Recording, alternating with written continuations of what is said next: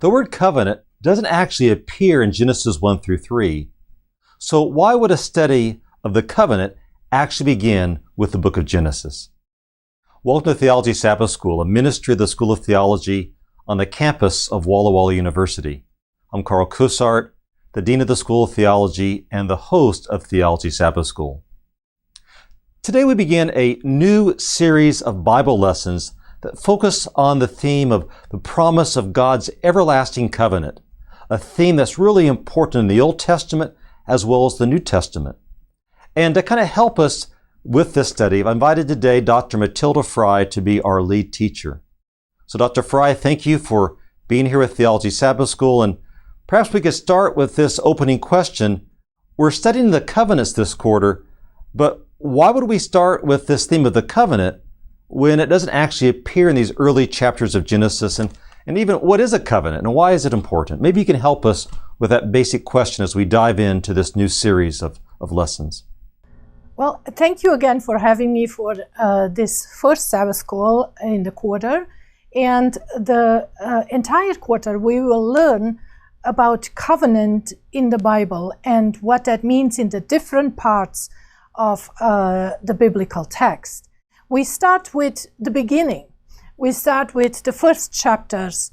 Now, while these chapters do not speak directly and also do not use the word covenant explicitly, many commentators hold the position that covenant is present here, that the elements of a covenant are present.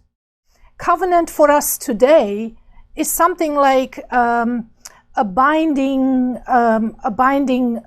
document that we make with another partner, let's say in business, for example, or even when we open a bank account, when we buy a bigger item, for example, a car, we share a document that we have to go through the different elements and then sign our names at the end. So in this way, covenant is known to us in these kind of transaction elements of our lives.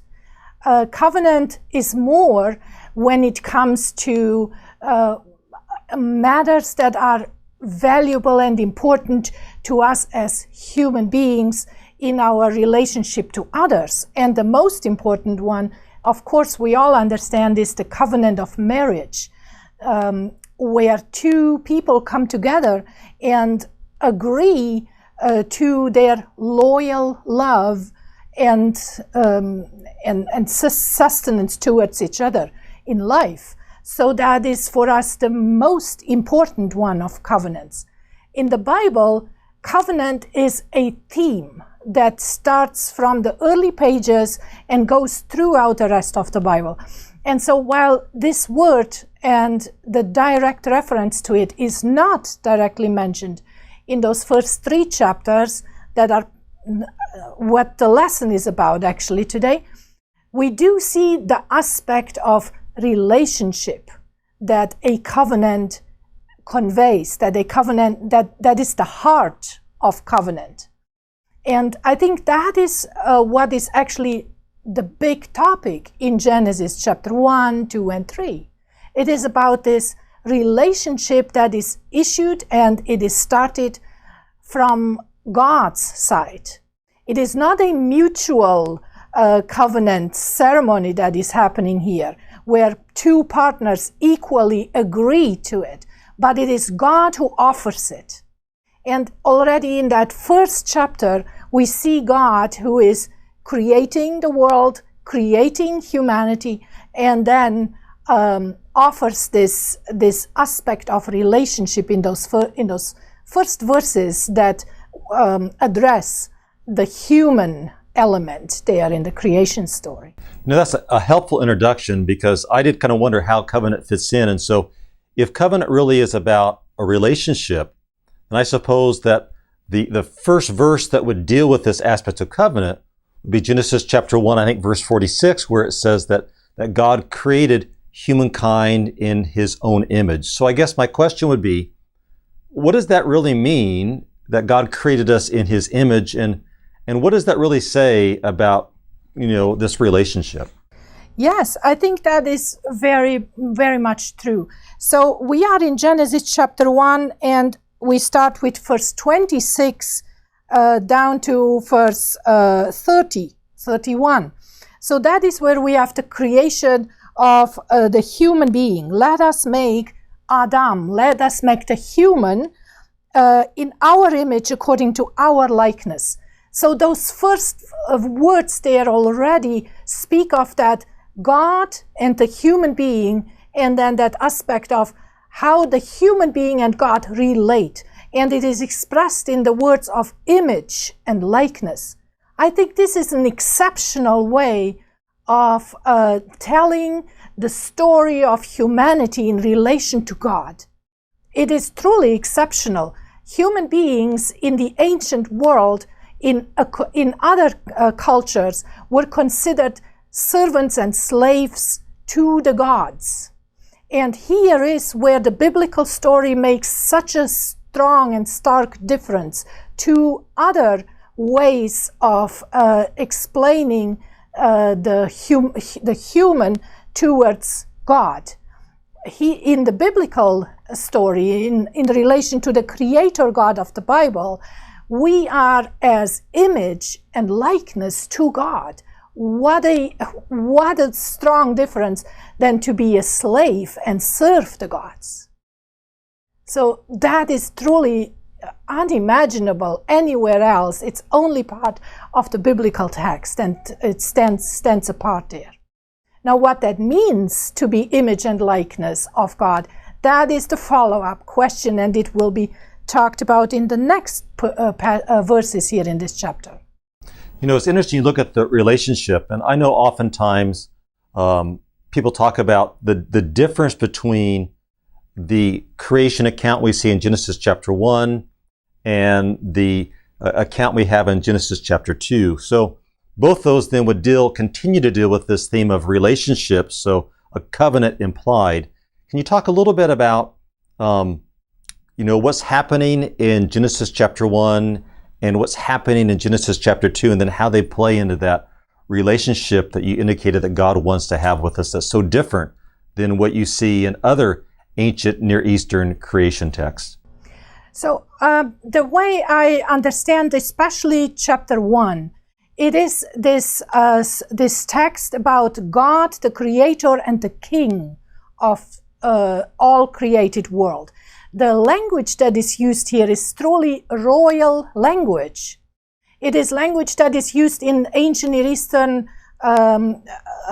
inscriptions when a king was described in relation to the God he would worship. He is considered an image and a likeness towards that God. And so that language is taken over here about the human being in relation to God. Now that is really a paradox, don't you think? So God, for example, will always afterwards in the Bible say, never make an image. We are not supposed to create and make an image of God, because that results in idolatry. And yet the human being is created as God's image. So we as humans are created as God's image and likeness, and we are not supposed to make image and images of God, because we are already here present. It is amazing that God enters into this world of humanity in this way, to enter into that, in that personal relationship with us, kind of like you look into the mirror and you see your image, you see your likeness, but on the other side is the word, He created them, image and likeness. And so this is the first story. Yeah, I guess my question would be, maybe a follow-up question, if I can just interject, would be, so what does it really mean? I mean, I'm sure someone's going to be saying, well, does that mean, image mean then a literal sense that God has two eyes, a nose, and ears? Or Or what, can you say a little bit more about what image means then, I guess? Well, again, that when we go further and want to explore this question further, of course, we have to include many other parts of the biblical text. And from those parts, we learn that God is not a human being in form. And God is not a human being in the way we see ourselves, in our way of the biological sense, with bodies and with the way we look and so on. And yet still, there is still this passage about that we are image and likeness. So, well, that is not the case, and God is rather referred to as God is spirit, right? In other parts in the Bible. So, and still we are image and likeness. What does that mean? God says, be fruitful, multiply, fill the earth, subdue it, rule over. All of those verbs, those actions that we are called to do is probably the language of the responsibility that God puts into this human that he creates and now calls us as human beings to follow these activities. And these would be actions that are expressed in the language of divine royalty. The words for to rule and to subdue in their basic Hebrew form speak truly to the work of a king, of a king who is in charge, but he's in charge in the form of a shepherd who is traveling with his sheep, with his herd, and taking care of them. And those are the aspects of the verbs to rule and to subdue, to care for, to take responsibility for, to make sure that this world is governed in such a way that it is always flourishing and full of life. And that is the way how human beings should live on this earth that God created. That's an interesting perspective to look at it from that and not just get caught up with this literal sense, but the deeper meaning of kind of the caretaking nature that humans are entrusted with. In the same way that God created the world, then we're to continue that and by letting this world flourish. And that would affect our relationships with other people as well. So if we have this idea of, you said, a royal or a transcendent God in chapter 1, how is that different than, or is it different perhaps, from what we see in Genesis chapter 2? God also blesses and then gifts humans still in chapter 1. And I always like to point out the gift. The gift is food. That's the first gift that God gives to human beings. It's that which sustains life. And God makes sure that that is the first thing that he offers us. But it is offered, if you note the expression, I have given you everything that is there for food. And that food comes like a gift, like when we build relationships, when we eat with each other, when we eat together. And we like to do that, especially in our community of Adventists. We like to sit together for potlucks and share. And that is when relationship is built. And that is the first thing that we read, how God enters into this relationship in chapter 1. When we come to chapter 2, now the focus is in this story on how the human beings are to relate to each other and to the world that God has created as a good, as a positive, as a beautiful world. And that is chapter 2. So we have the creation of the human being in the beginning. We have the creation of the human being at the end of the chapter, where we have male, female coming together at the end, and how they are to become so perfectly close and intimate that the biblical text calls it one flesh.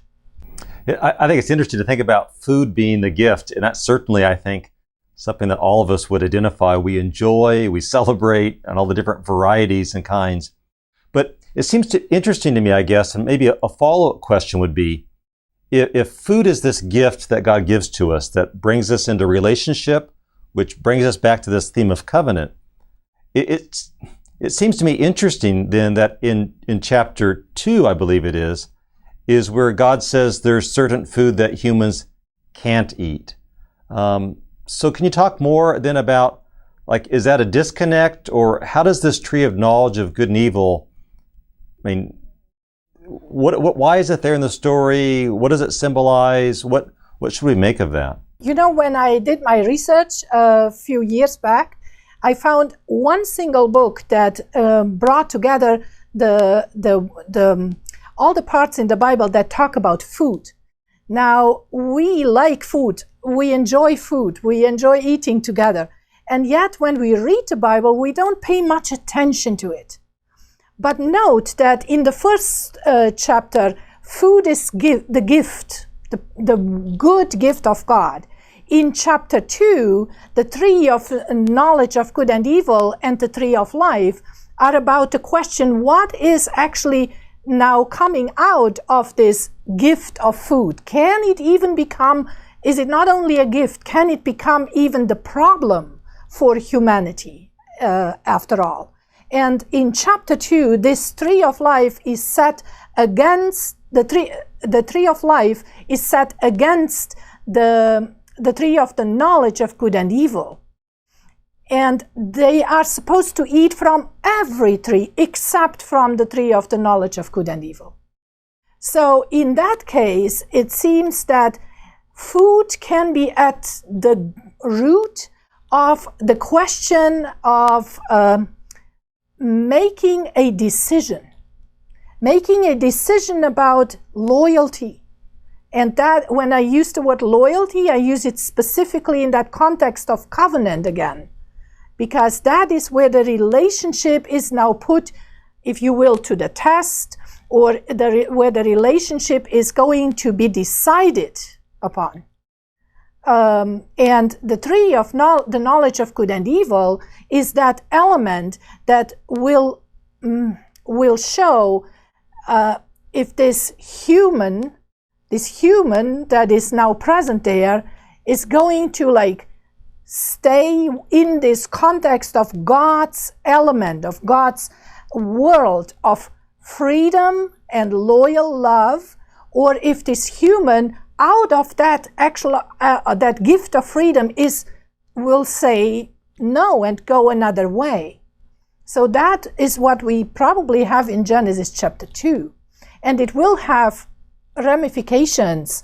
It will impact the world that the human being lives in, nature itself, the creation out there, other human beings, and the relationship with God. And that will then follow and be displayed in Genesis chapter 3.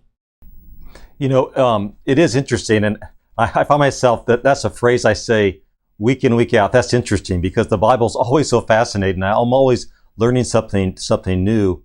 It seems to me that oftentimes we can boil this story down to, kind of the children's bedtime story, and kind of turn that story into just a story about a tree. But there's a deeper meaning here. I think you're saying that this is all about the nature of the relationship that humans are called to have with God and then with each other. And that I think opens up these important chapters in Genesis to, dare I say, maybe even a deeper level of meaning and purpose and depth.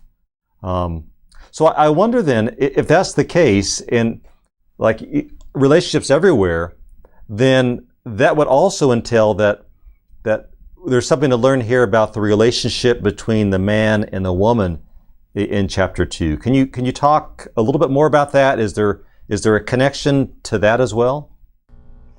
Oh, very much. The focus is specifically on the man and the woman in chapter 2, and will climax in this unity at the end of man and woman there.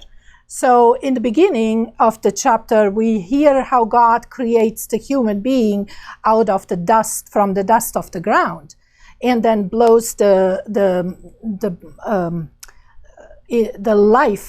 life into this mortal or a non-living material body. So that we have at the beginning. But this human being now, in chapter 2, is put into a place that, in contrast to chapter 1, is told that for the first time something is not good. And that is so fascinating to me, because in Genesis chapter 1, we constantly come to the conclusion of a day, and everything was good there. At the end of the 6th day, it was even very good. And then we come to chapter 2, and the human being is by himself alone, and it is not good. So it is truly the call for relationship that is present in that word. No human being is thriving, flourishing by himself, by themselves alone. A human being needs companionship, needs relationship. And that is the very deep message of this text in Genesis 2. So no other element that God has created can fulfill that deep need for an intimate relationship than another human being. And so you come to the creation of the woman in the final verses there, and God forms the woman. God puts effort into this work of creation here in the way it is described. The man is not in charge at all. The man is kind of like knocked out, if you will, in that story. And God is the one who creates. He's always the active agent there. And then woman comes, and man is like overjoyed. The text, verse 23, is the most creative, poetic language in this chapter here, in this story. And it contains elements that are impossible to translate into another language, from Hebrew into another language. There are elements that are not translated because the word is missed. It is one is not even a word. It is a sound that is made. It's a musical sound. It's a beat, if you will. You have to like hit the drum or stomp your foot, or maybe at least clap your hands to convey that expression that is used in the Hebrew text. So man is basically hitting it and saying, this is now flesh of my flesh, bone of my bones, and so on.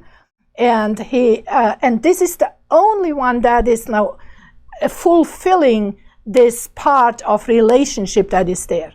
So the writer concludes the story and says, for this reason, the man is going to leave his father and mother and then stick with his wife, and they are one flesh. That is a revolutionary expression to me there.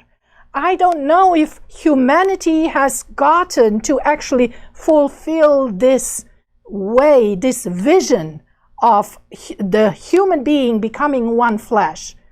I have our history of humanity clearly tells that this revolutionary call has not been fulfilled even into our time. It is not man who actually leaves father and mother. Until today, we still live in the world, and it is most of the time woman who leaves their family and then enters into the marriage or relationship with the man. And yet the biblical call is the other way around. The stories, the patriarchal stories, will make that clear, and it will always have negative consequences. When the woman is brought and ripped out of their family and bought, and then becomes the property of the man's life.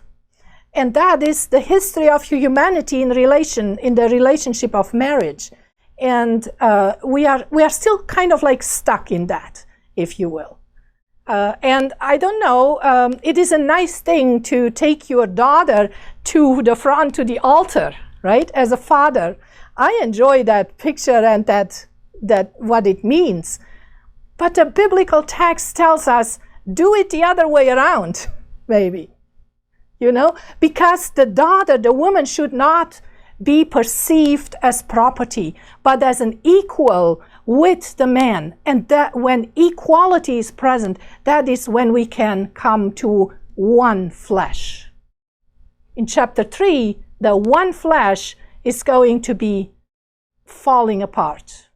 And since I have daughters, I kind of like that image of my daughters not being taken, but staying with me. But besides that point, I guess what would you say, though, to some people who might push back and say, well, I really like that until you got to this equality aspect, because it seems to me like in Genesis chapter 2, this man who's created first, this man who names the woman. How would you respond to the idea that there's a male domination, a male headship in Genesis chapter 2? Oh, wow.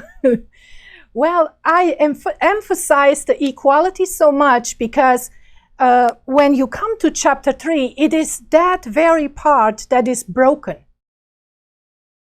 And if we miss that part, then we kind of like miss the lesson of chapter 3. So that is why I'm emphasizing it in chapter 2 so much. So when you come to chapter 3, you have the woman and the man in this oneness. They do everything together. They are together in the story with the serpent and the tree and the fruit.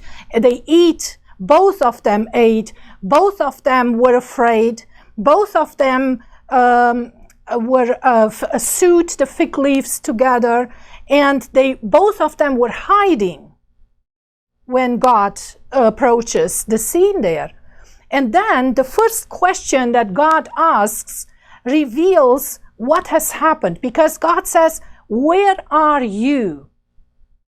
And pay attention, this is not a question that should be considered like, you know, like a blurry kind of thing. Where are you in your life or something? This is a question in the text, very much of location, because the man actually answers it and says, here I am, because I heard you come, and I was afraid, and I hid myself because I was naked. 4 times the man now talks with the language of I, as if that what this man together with the woman had done, like kind of like is forgotten. And the second question that God asks then, so who told you that you were naked, is actually pointing this everything I there, to bring awareness that there is the other. Somebody needs to tell you, somebody needs to make you aware of what has happened to you there in that story. Today, you and I, we need relationship. We need somebody to make us aware what is going on with us, with me. If I am just by myself alone, then I miss that. I can think about myself, I can think about my life, but this awareness comes because I can see myself in relation to another. That is when we become aware of our own personality, identity, and what we are actually doing in our lives when we are with somebody else. And that is what broke apart according to the story in chapter 3. The man suddenly turns to, I did this and I did this, and 4 times there. And God says, isn't there another one that needs to tell you that you are naked? You know, as you said that, to me, it really jumped out at me. And I know I kind of caught you off guard with the question I asked about chapter 2, and I'll even answer my own question because I think it fits perfectly with what you've mentioned. And that is, what you see in chapter 2 is not the superior to the inferior, but you see this move from incomplete to complete. So God is perfecting his creation, And so I don't think you see dominance of the male in chapter 2. You see God moving from the incomplete to the complete. The exact same number of Hebrew words that describe the creation of man is the exact same that describe the creation of the female. And so you do have this picture that I see it now in a newer sense, that it shows the ultimate connection of that relationship, that they do become one, finally is complete. And as you said, then you find them together in chapter 3. And so that really opens up, I think, a new window, a new insight. And I know people often will talk about the woman being at the tree by herself, but as you pointed out, the text in chapter 3 says that Adam was with her. But I guess I wonder, and you can comment on that if you'd like, but I wonder, because our time is also running short, it's also this story, this tragedy. You mentioned that it's the man who, it's all about me versus us. What hope is there at the end then of chapter 3, or is there no hope in that chapter? I believe there is great hope in Genesis chapter 3. That may be surprising, because often we think of the words that God speaks when God speaks to the serpent, to the woman, to the man, as words of curse. But in this passage, where in this direct speech, I believe there is so much looking into the future. Life is going to continue. And this element is actually what we generally consider even the gospel, the first gospel, the proto-evangelion in the Bible. In Genesis 3, verse 15, the speech to the serpent, I will put enmity between you and her, between your seed and her seed. He shall bruise you on the head, and you shall bruise him on the heel. Christian interpretation has taken that text especially as the ground of hope for the Messiah to come. He is the one who is going to crush the serpent's act of to bring humanity into this state of evilness and sin. And that is that one verse that we often see as the promise for the Messiah. Now, I would like to suggest that we should take this very verse truly as the crucial text in this chapter, but then we need to continue into the next part where God speaks to the woman and then to the man, as well as a promise for the Messiah. Because you see, when the woman is addressed here as the one who will bring about, who will have seed, and this seed is going to be eventually the Messiah, Christ, in the New Testament, then this woman is the community of God's people as it is given in detail in the Old Testament. The people of God's people in the Old Testament who will bring about Christ. And I think the Apostle Paul makes that so nicely clear in the book of Romans, in chapters 9 to 11 especially. So the church, the people of God in the Old Testament, represented through the woman, in the image of the woman. The image of the woman will become a metaphor for God's people throughout the rest of the Bible as well, especially in the New Testament with the book of Revelation. What about the man? Again, God also speaks to the man how hardship will come to the man in this world. Here as well, when God speaks to the people of Israel later on and calls them so many times, my son, in that metaphor, my son who I have brought out of Egypt, especially in the book of Hosea, for example, then there we have that metaphor of the man in reference to God's people as well. And that continues as well in the rest of the Bible in the New Testament too. So man and woman stand against the serpent in Genesis 3. The serpent is the one who brings evil and death. And man and woman are going to give rise to the coming of hope to the Messiah. It is amazing. I can tell we have just really scratched the surface of these important chapters in the book of Genesis, and our time is already up. I guess maybe we could end. Let me ask you this application question. We've really, I think, plummeted the depths of some, maybe not the depths, we just scratched the surface, but we talked about some deep theological concepts. Maybe you could just say a final word on what's the application for our listener who's followed us in this lesson today.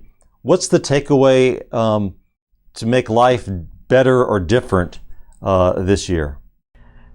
Well, to come back to the theme of covenant and relationship especially, I think these first chapters set up the story of humanity in relation to each other and in relation to God. How do we take that now into our personal life individually? Isn't it beautiful when God gives here this display of His initiation of a relationship? It is not us, it is not me who have to go and search in order to find God. God comes to search for me, to find me.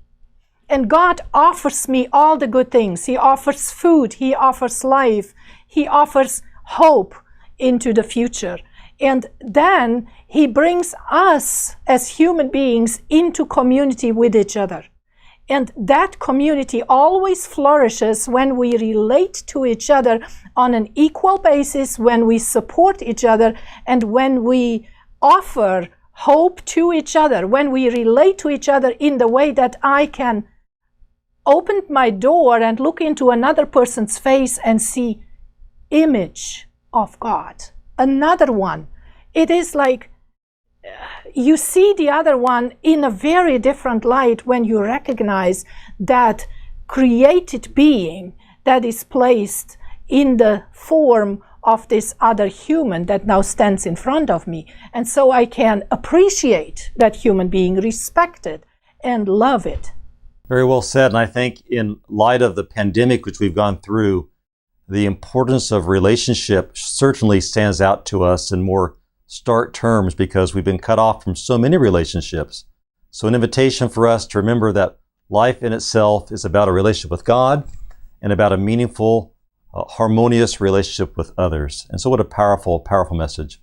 Dr. Frey, thank you again for your insightful comments from the book of Genesis, and for you, our viewers, for tuning in with us once again. We invite you next week to join us once again with Dr. Jody Washburn as we talk a little bit more about this theme of the covenant, a covenant primer. What is the covenant? How do we see it developed in Scripture? So we hope to see you next week. But until then, take care, God bless, and thanks for watching.